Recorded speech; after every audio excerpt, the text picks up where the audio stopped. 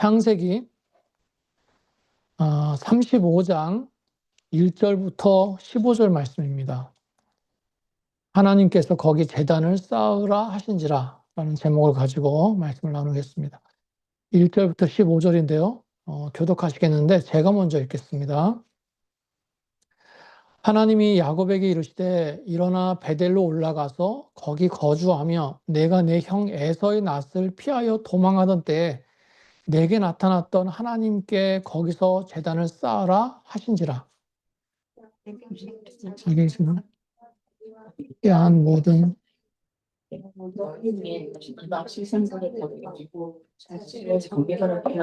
너희 의복을 바꿔 입으라. 우리가 일어나 베델로 올라가자 내 환난 날에 내게 응답하시며 내가 가는 길에서 나와 함께 하신 하나님께 내가 거기서 제단을 쌓으려 하노라 하매 자기 귀에 있는 귀고리들을 야곱에게 주는지라. 야곱이 그것을 세겜 근처 상수리 나무 아래 묻고 그들이 떠났으나 하나님이 그 사면 고을들로 크게 두려워하게 하셨으므로 야곱의 아들들을 추격하는 자가 없었더라.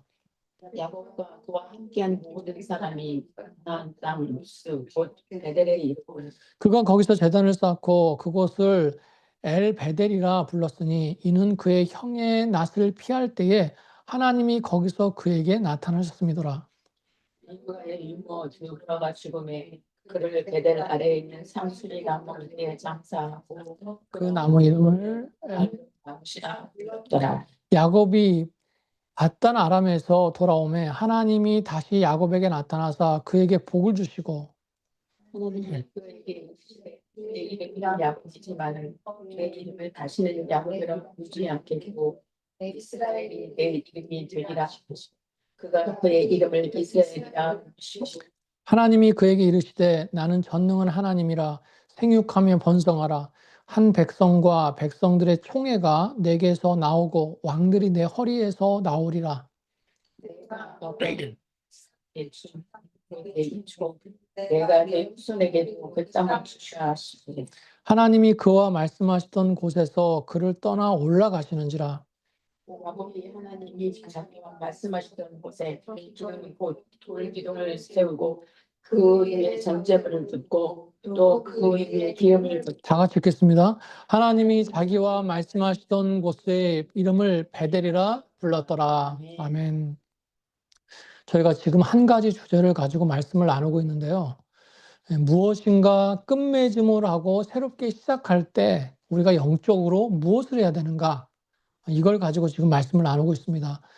첫 번째 시간은 여호수아서 말씀을 통해서 새로운 시작을 앞두고 있는 사람들이 가져야 될 태도에 대해서 말씀드렸어요.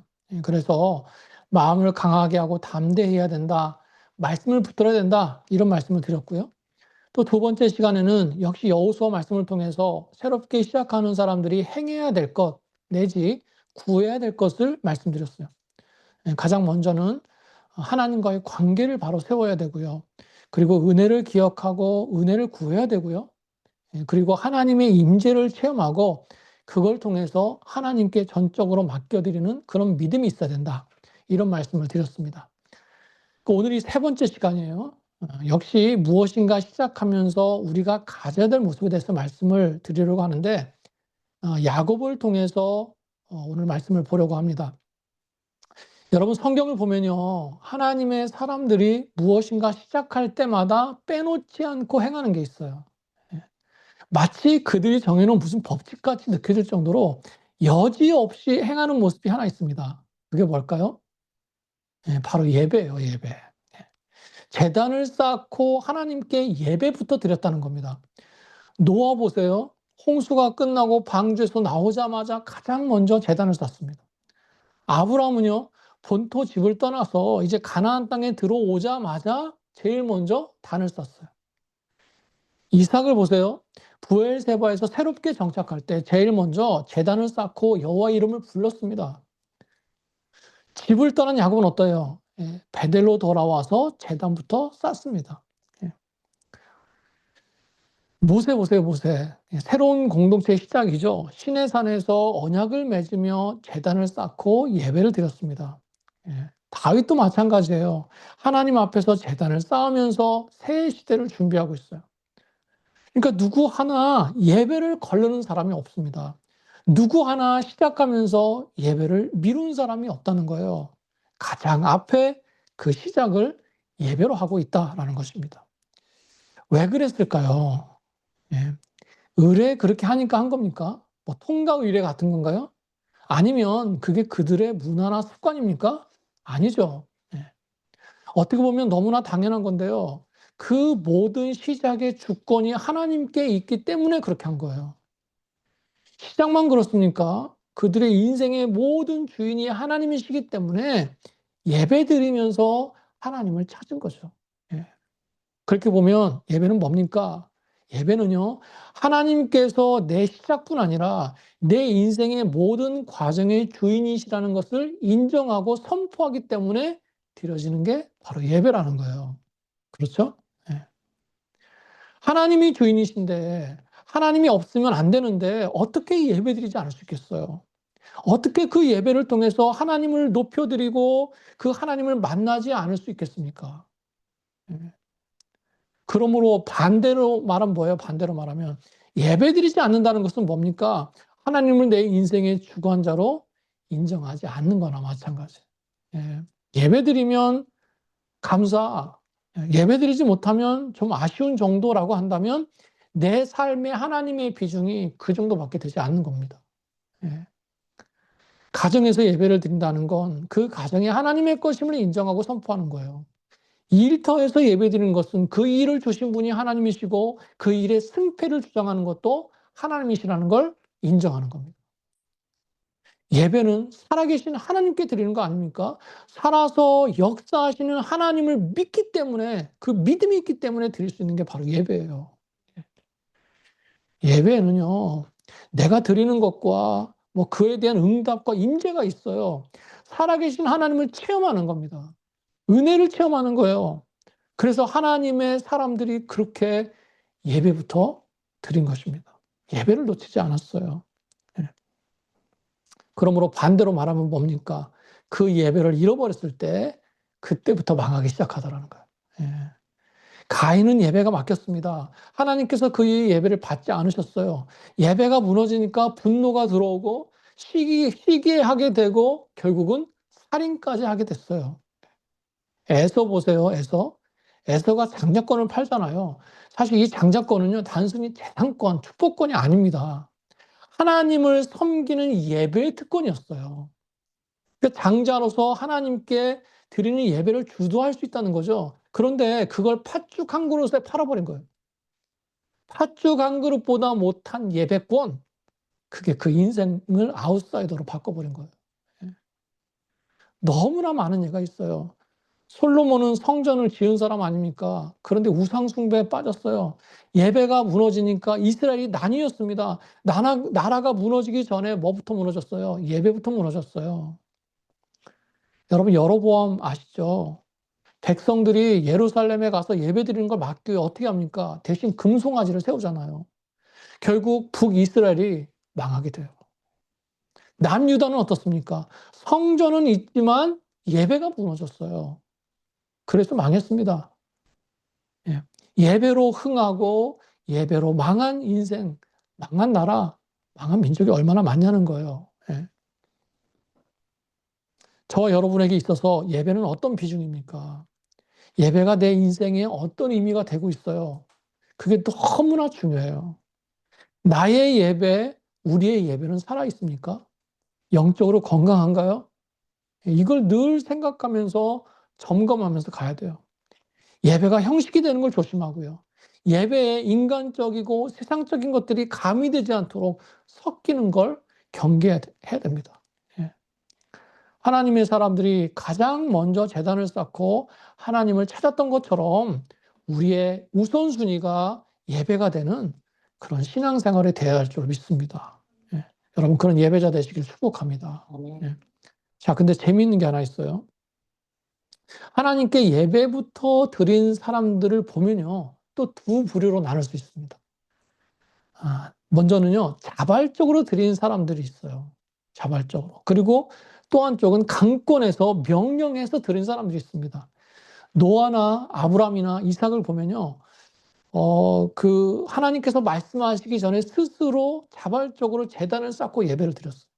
그런데 하나님이 강권하신 사람들이 있는데 바로 야곱이나 다윗, 또 뭐 포로에서 돌아온 백성들, 엘리야 시대 때의 이스라엘 백성들, 이런 사람들 보면 강권해서 하나님께서 강권해서 예배드리게 됐어요. 어떤 특징이 있습니까?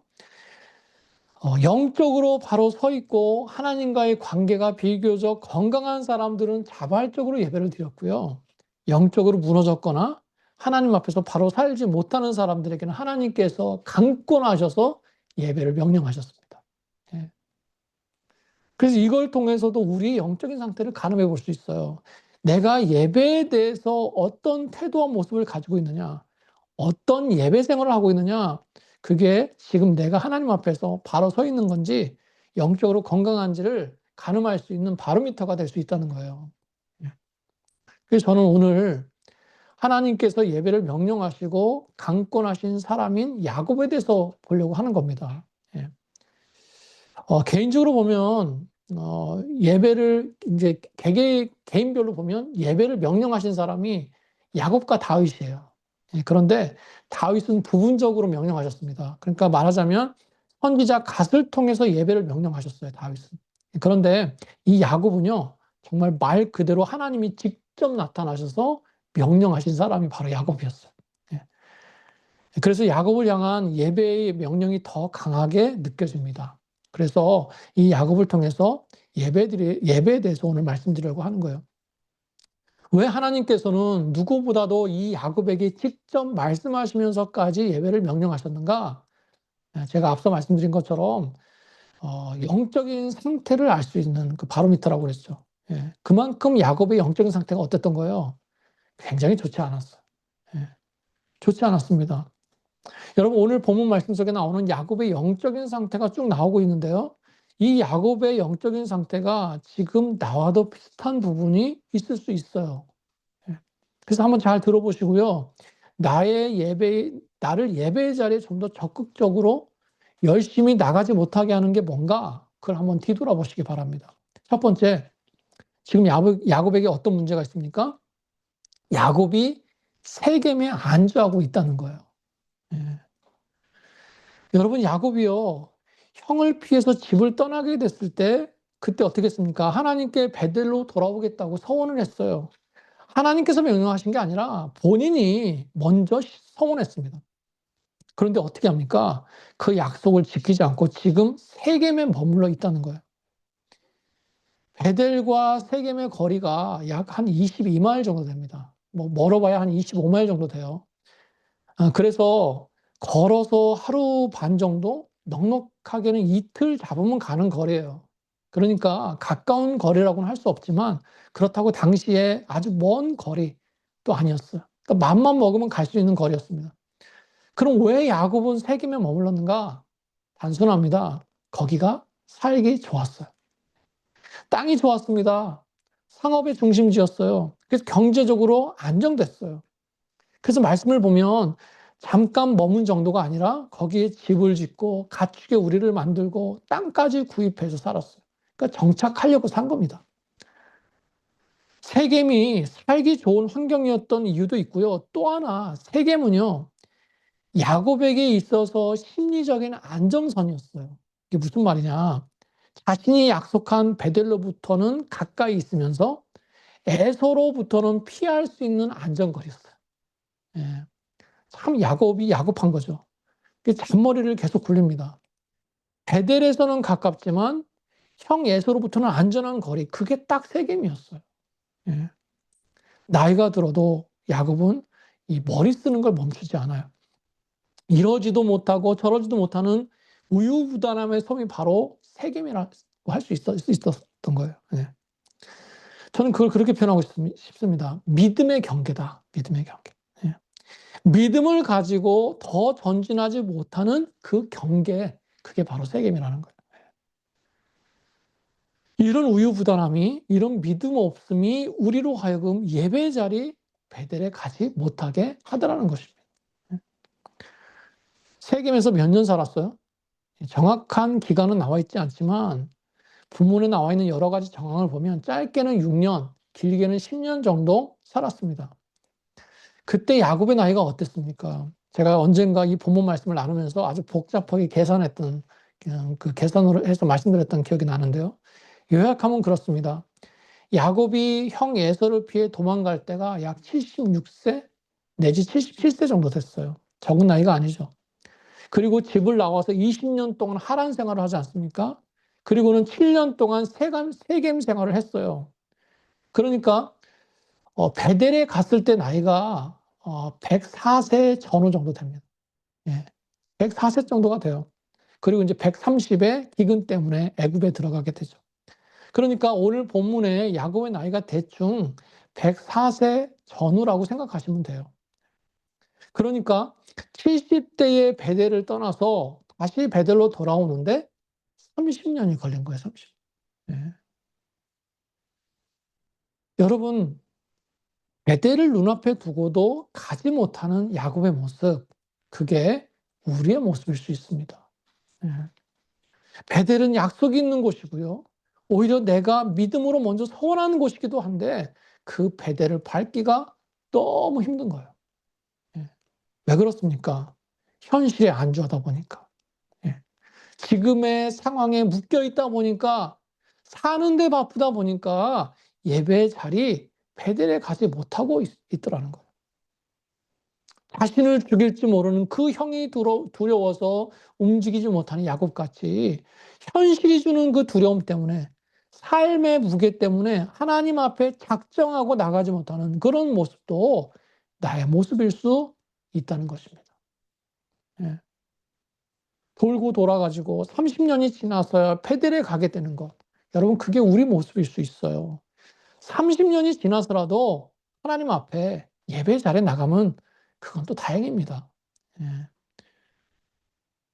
요즘 신앙은 있는데 교회를 떠나는 사람들이 많지 않습니까?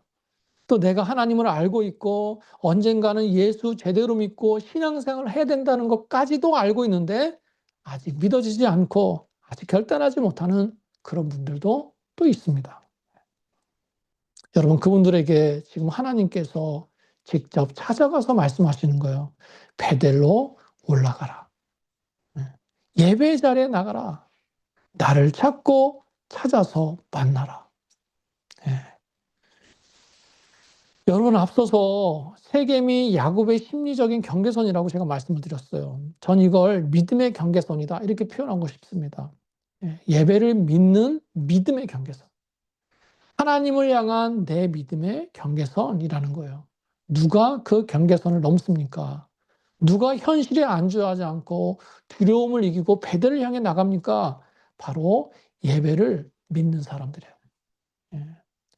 예배를 통해서 살아계신 하나님을 만나고 예배를 통해서 생명이 공급된다는 것을 믿는 사람들, 체험한 사람들이 세겜의 경계를 넘는 거예요. 여러분, 예배도 믿음이 필요한 것입니다. 한번 따라해 보세요. 나는 예배를 믿는다. 나는 예배를 나는 예배를 믿는다. 나는 예배를 믿는다. 아멘입니다. 예배와 예배의 능력을 믿으시기 바랍니다. 아멘. 현실에 안주하지 마시고요. 두려움과 염려에 매몰되지 마시고요. 예배의 자리 베델에 나가시는 저 여러분 되시기를 축복합니다. 아멘. 두 번째, 지금 야곱에게 어떤 문제가 있어요? 우상의 문제가 있어요. 우상. 보세요. 오늘 말씀 1절부터 4절까지를 보면 야곱이 떠나기 전에 자신의 집안 사람들과 함께한 모든 사람들에게 뭐라고 얘기합니까? 너희가 가지고 있는 이방 신상을 버리고 자신을 정결케 하라. 이게 무슨 말입니까? 굉장히 충격적인 말이죠. 이게 무슨 뜻이에요? 야곱은요, 지금 자신의 집안 사람들이, 가족들이 이방 신상을 가지고 있다는 걸 알았다는 거예요. 예. 그러니까 뭐예요? 그 이방신을 믿는 그걸 묵인하고 있었던 거예요. 야곱의 가정이. 그러니까 기가 막힌 일이죠. 그러니까 세겜에서 6년에서 7년의 시간은 뭡니까? 경제적으로나 환경적으로 풍요로웠을지 몰라요. 그러나 영적으로는 완전히 바닥이었던 겁니다. 어떻게 야곱의 가정에 우상을 용납할 수 있어요? 세김이라고 하는 지역에 세상에 영향을 받았겠죠. 문제가 있는 걸 알지만 정착하느라 자리 잡느라 그래 나중에 해결하자. 미뤘을 겁니다. 그러니까 세김을 떠나면서 정리하는 거 아니겠어요? 문제가 있는 걸 알면서도 그것이 죄인 줄 알면서도 용납하고 넘어갈 때 가볍게 여기게 될 때 그때 우리의 영성이 무너지고 예배가 무너지는 거예요. 예.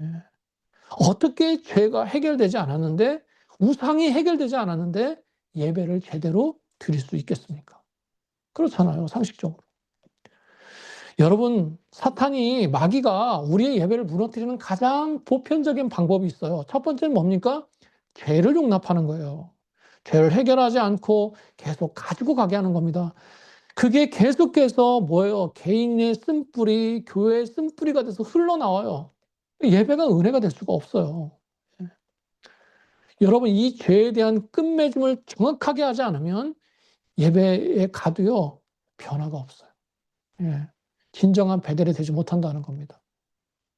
그러니까 제가 신학교 때, 그러니까 벌써 언제예요? 근데 그때 어떤 이슈들이 있었냐면 예전에 일제시대 때 신사참배한 거 이거 한국 교계가 회개하냐 안 회개 안 했냐 이거 가지고 논쟁이 많았어요. 근데 어떤 생각을 했냐면 그게 벌써 몇 년 전이에요. 제가 신학교 다닐 때 그 시점으로 뭐 3, 40년, 40년, 50년 전의 일인데도 그걸 교계에서 막 그 회개했냐 안 했냐, 회개한 교단이 어디냐 아니냐 막 이거 가지고 싸웠단 말이에요. 그래서 저는 그때 아, 뭐 다 지난 거 가지고 저렇게 얘기하냐라는 생각을 했었어요. 그런데 지나고 보니 왜 그러느냐? 하나님 앞에 지은 죄는 분명히 매듭을 짓고 가야 된다는 거예요. 회개하고 하나님 앞에 회개로 선포하고 가느냐 안 하느냐는 별거 아닌 게 안 일어나는 거예요. 예. 그게 굉장히 중요합니다. 네, 분명히 하나님 앞에서 죄를 해결하고 가야 되는 거예요. 두 번째, 사탄이 우리의 예배를 무너뜨리는 방법 뭡니까? 나만의 우상을 갖게 한다는 거죠. 예. 우상이 뭐예요? 인간이 만들어낸 위치차 아닙니까? 하나님이 하나님보다 더 사랑하는 대상 아니겠어요? 저는 그래서 이걸 이렇게 적용하고 싶어요. 하나님의 예배를 사람 중심의 예배로 바꿔가는 것. 예. 하나님의 예배에 나의 우상을 가지고 내가 더 사랑하는 것을 가지고 그걸 앞세워 가면서 예배에 나오는 것. 여러분, 그게 예배를 무너뜨리는 거예요. 예. 그러니까 말씀이 선포되고 예배가 드려져도 결국은 내가 만들어 놓은 틀에서 그 예배를 받아들이는 거죠. 예, 그거 우상입니다, 우상. 예. 예배를 사랑하는 여러분, 예, 먼저 죄를 해결하시기 바랍니다. 하나님보다 더 사랑하는 인간적인 것들을 오늘 말씀처럼 상수리 나무 아래 묻어두고 나오시기 바랍니다. 예. 그래야 예배가 살고 예배의 능력을 경험하게 되는 줄 믿습니다. 그런 저와 여러분 되시길 축복합니다. 자, 세 번째, 지금 야곱에게 어떤 문제가 있는가? 어떤 상태에 있기에 하나님이 직접 찾아가셔서 예배를 강권하시고 계시는가? 아, 지금 야곱에게는요, 깊은 상처가 있습니다. 상처와 상실이 있어요. 상심이 있어요. 세겜에서 자리 잡고 살면서 야곱과 야곱의 일가가 잊을 수 없는 깊은 상처를 받았어요. 예. 세겜에 머물지 않았으면 겪지 않았을 일입니다. 여러분 잘 아시는 것처럼 야곱의 딸 디나 사건이죠. 디나 사건. 예, 디나는 전체 자식으로 보면 11번째 자식이고요. 레아가 낳은 마지막 자식이었어요. 그때 나이가 한 15살 정도 됐습니다. 그러니까 얼마나 귀하고 사랑을 많이 받았겠어요. 말씀을 보면 디나가 그 지역의 딸들을 보러 갔다 이렇게 표현해요. 이게 무슨 말인가? 이거 관용구입니다. 관용구. 그 지역의 딸들을 보러 갔다라는 말은 이 디나가 그 세겜 문화 있죠. 세겜 문화. 세겜 문화에 관심을 가졌다는 거예요. 예. 그 세겜 문화와 세겜 사람들과 사귀고 거기에 관심을 가졌다는 거예요. 그러다가 어떤 일을 당했습니까? 가나안 7족속 중에 하나인 히위 족속이 있죠. 그 족장에 아들이 있는데 그 아들의 이름도 세겜이에요. 이름이 똑같습니다. 지역하고. 이 세겜이 디나를 겁탈하고 그 집에 억류하게 됩니다. 예. 그때 야곱이 어떻게 해요? 하여튼 야곱하면 잔머리예요. 야곱이 아무런 반응도 하지 않습니다.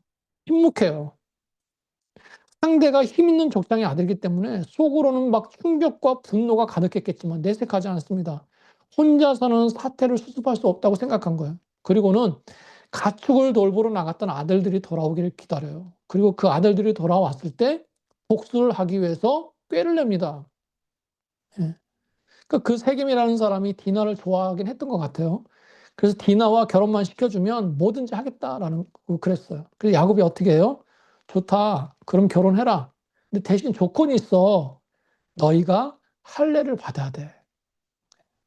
그래서 할례를 받고 가장 고통스러워할 때, 거동이 불편할 때 어떻게 됩니까? 사흘째 되는 날 야곱의 아들들이 쳐들어가서요. 그 사람들을 싸그리 다 죽여요.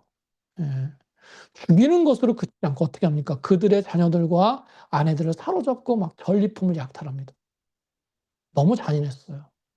그러니까 더 심하면 심했죠. 세상 사람들과의 방법과 그렇게 다르지 않았어요. 예. 그래서 나중에 야곱이 그런 아들들을 막 책망합니다. 그런데 분명한 건 뭐예요? 그런 계획들이 야곱을 통해서 야곱의 동의하에 이루어졌다는 거예요.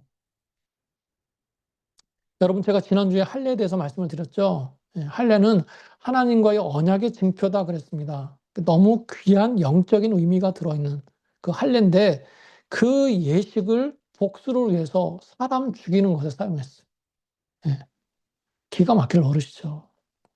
목적을 위해서 수단과 방법을 가리지 않는 그 아버지 야곱과 그 아들들 비슷하지 않습니까?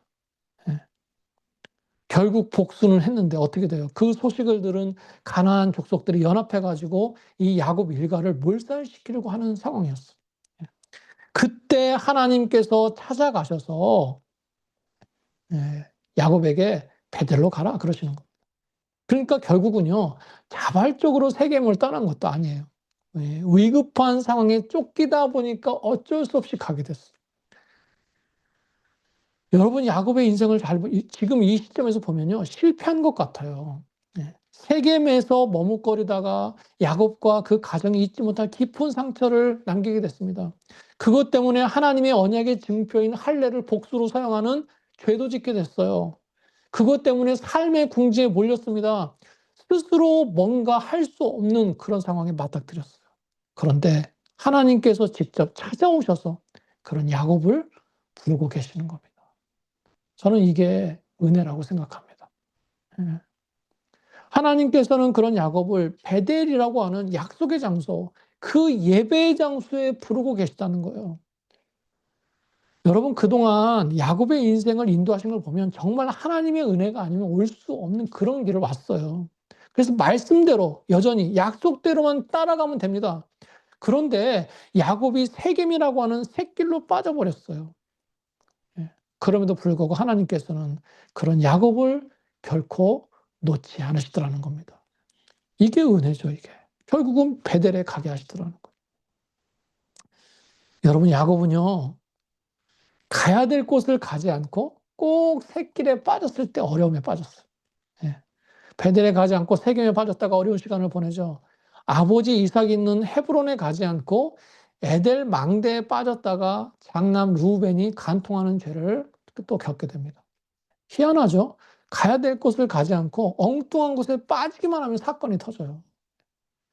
여러분, 누구의 선택입니까? 야곱 자신의 선택이죠. 나의 선택이에요. 결국은 7년 동안 지켜보시다가 기다리시다가 이제는 안 되겠다 싶은 겁니다. 저러다 망하겠어. 예. 그래서 하나님이 직접 찾아오셔서 베델로 가라라고 명령하시는 겁니다. 예배를 회복하라라는 뜻이죠. 여러분, 우리 인생에는요, 반드시 하나님의 부르심이 있는 줄로 믿습니다. 예. 인생 전체의 부르심이 있기도 하고요. 순간순간마다 부르시는 부르심이 분명히 있어요. 각자의 분량이 다르고 상황이 다르고 때가 다르지만 나를 놓지 않으시는 하나님께서 하나님의 때에 그 은혜의 장중에 부르시고요. 그런 나를 세우시는 겁니다. 여러분, 그때를 놓치지 마세요. 아멘. 예. 순종하고 나오면 돼요. 예. 베델로 향하면 되는 것입니다. 여러분, 그런 부르심에 순종하시기 바랍니다. 예. 현실이라는 삶에 안주하고 있었고 야곱 얘기예요. 또 하나님보다 세상을 더 사랑하면서 살고 있었고, 그러면서도 지치고 힘들고 쉽게 치유되지 않는 상처를 가지고 살았습니다. 그래서 야곱과 같이 깊은 영적인 침체 가운데 살아가고 있을 때 하나님께서는 직접 찾아오셔서 예배를 회복해라, 베델로 올라가라 라고 말씀하고 계시는 겁니다. 여러분 곰곰이 한번 생각해 보세요. 삶에 문제가 있으면 그 삶을 지적하시면서 그것에 대한 해법을 주셔야죠. 그렇지 않습니까? 우상의 문제가 있으면 그 우상을 지적하시면서 그걸 어떻게 해야 되는지 나에게 방향을 주셔야죠. 내 삶 속에 분노하고 낙심하고 내가 상심해 있다면 그런 나를 위로하시고 힘을 주셔야 되지 않습니까? 그런데 하나님께서는 그렇게 하시지 않고 어떻게 하시는 거예요? 그저 베델로 올라가서 예배를 드리라는 거예요. 그 모든 문제의 해법으로 예배를 말씀하고 있다는 겁니다. 하나님께서 영적으로 침체되어 있고 힘들어하는 야곱에게 요구하신 해법은 거창한 게 아니었어요. 예배 붙들라는 거였습니다. 예. 그런 문제와 직접적으로 상관없어 보이는, 또 당장 급해 보이지 않는 그 예배를 붙들라라고 말씀하고 있는 것입니다. 의미하는 바가 참 커요. 예. 우리가 큰 문제에 맞닥뜨릴 때에 그런 때가 있죠. 뭐 사업에 큰 문제가 생겼다든가, 아니면 자녀가 어려움을 겪는다든가, 또 건강에 문제가 생긴다든가, 또 관계에 어려움이 생긴다든가, 여러 가지 어려움을 만날 때가 있어요. 어떻습니까? 그럴 때. 나도 모르게 내가 할 수 있는 일을 빨리 해나가요. 그죠? 예. 내가 움직여서 해결할 수 있는 걸 해결하고, 해결할 수 없는 것도 해봐야 되는 거예요. 예. 그래서 나도 모르게 기도하기 전에, 예배하기 전에 움직일 때가 많습니다. 예. 뭐 기도하고 예배할 것을 의식하지 못하는 그런 경우가 생기는 거죠.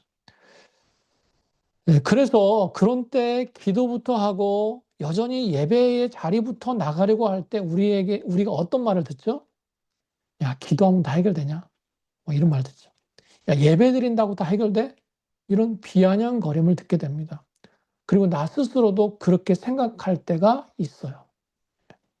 여러분, 그러나 바로 그때가 예배의 제단을 쌓아야 되는 때인 줄로 믿습니다. 예. 그 예배의 제단은 그 문제의 주관자가 하나님이신 것을 선포하는 거예요. 그 문제를 해결하실 분도 하나님이시고 그 어려움을 막으실 수 있는 분도 하나님이시라는 그걸 인정하는 믿음의 행동인 것입니다. 여러분, 그 예배의 시간을 통해서 하나님께 온전히 맡겨드릴 때 그런 나에게 세상이 주지 못하는 평안함을 주시는 줄로 믿습니다. 예. 또 내가 생각하고 기도한 것보다 더 넘치게 채워주시고 해결하시는 하나님의 놀라운 은혜를 경험하게 되는 줄로 믿습니다. 아멘. 여러분, 베델로 올라오시기 바랍니다. 아멘. 예배의 자리를 회복하시기 바랍니다. 음. 오늘 새롭게 시작하면서 해야 될 것, 오늘 말씀은 예배에 대해서 말씀을 드렸어요. 정리합니다. 시작의 자리에서 예배의 제단을 잘 쌓으시기 바랍니다. 그럴 때 그런 예배를 막는 것들이 있어요. 안주하게 하는 것, 해결되지 않는 죄의 모습, 삶의 여러 가지 문제와 어려움들, 상처들, 그런 것들이 있습니다. 여러분, 그걸 이기고 예배의 자리를 지키심으로 승리하시길 바랍니다. 아멘. 여러분, 우리가 신앙생활하면서 느끼는 건 뭐예요? 거저되는 게 없어요. 그죠? 거저되는 건 구원의 은혜밖에 없습니다. 공짜는 구원의 은혜밖에 없어요. 그러나 우리가 하나님 앞에 바로 세워가는 그 어떤 거 하나라도 기도든 예배든 전도든 말씀이든 내가 거기에 마음을 두고 시간을 두고 에너지를 쏟지 않으면 얻을 수 없는 그런 은혜들이 또 있습니다. 여러분, 예배 자리 지키시기 바랍니다. 예배 때문에 고민한다면 그건 건강한 거예요. 느끼지 못하고 무감각한 게 더 큰 문제 아니겠습니까? 여러분의 베델을 회복하시고 여러분의 예배를 회복하시는 그런 저와 여러분 되시기를 주님의 이름으로 축원합니다. 아멘. 아멘.